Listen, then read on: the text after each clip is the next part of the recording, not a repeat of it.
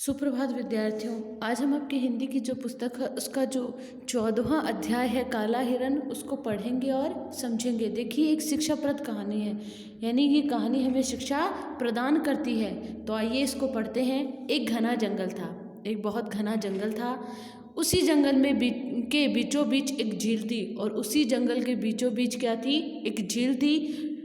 सभी जानवरों को पानी पीने के लिए झील पर आना पड़ता था, और जो बड़ा तालाब था जिसे हम झील कहते हैं, उसके अंदर सभी जानवर है वो उस पर सभी जानवर पानी पीने के लिए आते थे। इसी जंगल में हिरणों के कई झुंड थे। कई झुंड यानी समूह है, बहुत सारे समूह थे। इन हिरणों का एक नेता था जो काले रंग का था। ये जो हिरन थे उनका नेता था जो किस रंग का था? काले रंग का था। जंगल में इसका एक छोटा सा परिवार था, और इस हिरन का एक छोटा परिवार था। काला हिरन, उस परिवार में कौन कौन थे? काला हिरन स्वयं था, उसकी पत्नी थी और दो बच्चे, और उसके दो बच्चे थे।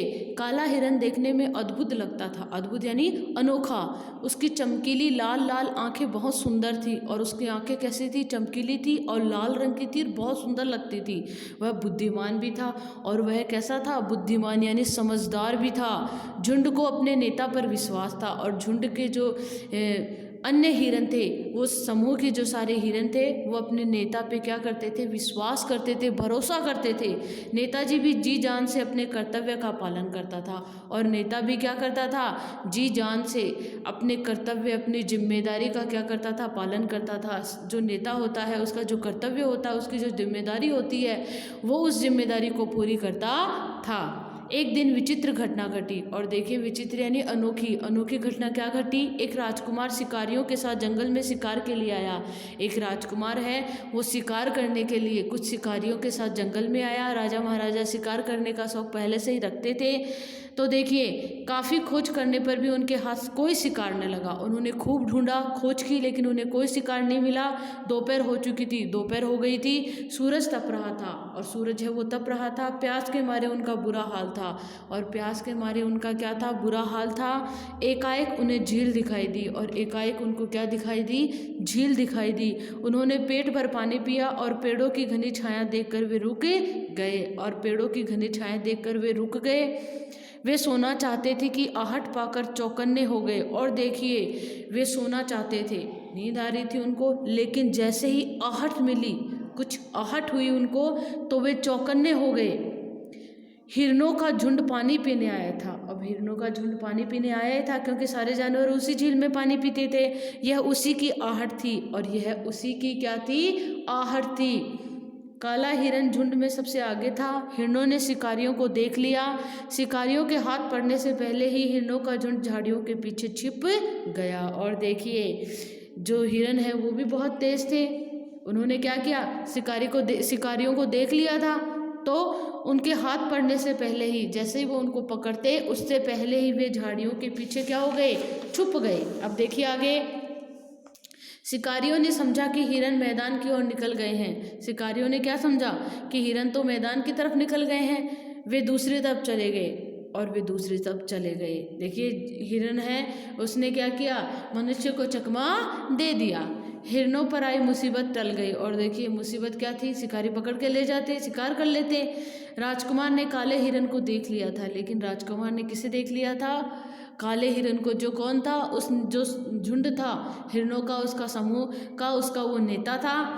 वह काले हिरन की सुंदरता को देखकर आश्चर्यचकित हो गए। और देखिए, उनकी जो सुंदरता थी, खूबसूरती थी, उसको देखकर वो क्या हो गए? आश्चर्यचकित हो गए, हैरान हो गए कि ऐसा भी हिरन होता है। यह तो सचमुच ही अद्भुत हिरन है। और उन्होंने क्या कहा? कि यह तो सचमुच ही क्या है? अनोखा हिरन है। राजकुमार ने मन में सोचा। राजकुमार काले हिरन को जीवित पकड़ना चाहता था, वो उसे जीवित पकड़ना चाहता था। दूसरे दिन उसने कुछ चतुर शिकारी बुलाए, कुछ चतुर, चालाक और कुशल शिकारी बुलाए, और उनके साथ जंगल की ओर चल पड़ा। उन्होंने झील के किनारे आकर जाल बिछा दिया। और उन्होंने क्या किया? झील के किनारे आकर जाल है वो बिछा दिया। कुछ ही देर में शिकारियों को हिरन आते दिखाई दिए। शिकारी झाड़ियों के पीछे छिप गए। और देखिए, शिकारी है वो झाड़ियों के पीछे चले गए। हिरणों का झुंड झील की ओर बढ़ा, और जैसे हिरणों का झुंड है वो झील की ओर बढ़ा, काला हिरन झुंड के आगे आगे चल रहा था, क्योंकि नेता था और नेता तो आगे चलता है।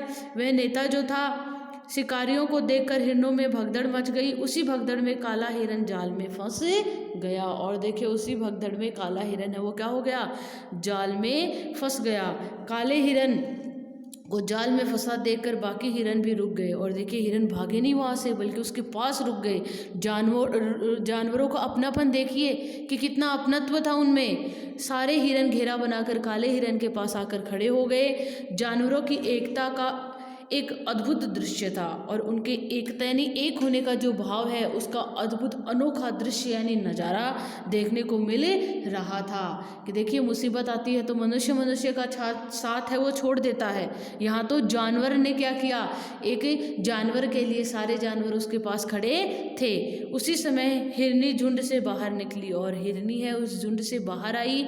उसकी आंखें आंसुओं से गीली थी, क्योंकि उसका पति है वो जाल में था। उसे पता था कि शिकारी उसे ले जाएंगे। वह धीरे धीरे हिरन के पास आई और प्यार से उसे सहलाने लगी, और उसे प्यार से क्या करने लगी, सहलाने लगी, दुलार करने लगी उसे। मूक पशु कहता भी क्या, और मूक जो बोल ना सके उसे कहते हैं मूक। तो बेचारा मूक पशु कहता भी क्या, वो अपनी पीड़ा कैसे कहती, जो दर्द था उसके मन में वो कैसे कहती, लेकिन वो उस हिरन के पास खड़ी खड़ी उसे सहला रही थी। राजकुमार भी थोड़ा आगे बढ़ा। उसे विश्वास था कि उसके पास जाने से हिरनी भाग खड़ी होगी, किंतु ऐसा नहीं हुआ। हिरनी उसी तरह खड़ी हिरन को सहलाती रही, और उसी तरह उसको क्या करती रही, सहलाती रही। छोड़ दो इसे, एकाएक राजकुमार ने आदेश दिया। और देखो राजकुमार ने क्या आदेश दिया, छोड़ दो इसे।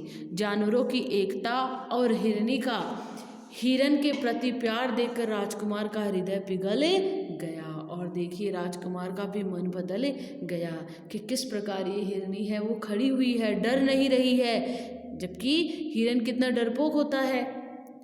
और राजकुमार ने आदेश दे दिया कि इस हिरन को छोड़ दिया जाए। काले हिरन को छोड़ दिया गया। देखते देखते हिरणों का झुंड आंखों से दूर हो गया। राजकुमार और उसके साथी वापस लौट आए। राजकुमार और उसके साथी क्या हो गए, वापस लौट आए। रात को राजकुमार ने एक सपना देखा। सपने में वही काला हिरन राजकुमार के बगीचे में आया। और देखिए राजकुमार ने क्या सपना देखा कि वो जो काला हिरन है वो उनके बगीचे में आया। राजकुमार की आंखें खुल गई, और ये सपना देखते ही उनकी आंखें हैं वो खुल गई। दिन निकलने वाला था। राजकुमार ने खिड़की खोलकर बाहर देखा। सचमुच काला हिरन और हिरनी बगीचे में खड़े थे। और वो काला हिरन और हिरनी कहाँ खड़े थे, उनके बगीचे में खड़े थे।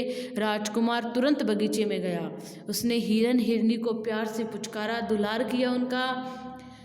कुछ देर तक दोनों राजकुमार के पास ही खड़े रहे, फिर छलांग लगाकर जंगल की ओर भाग गए, जंगल की तरफ चले गए।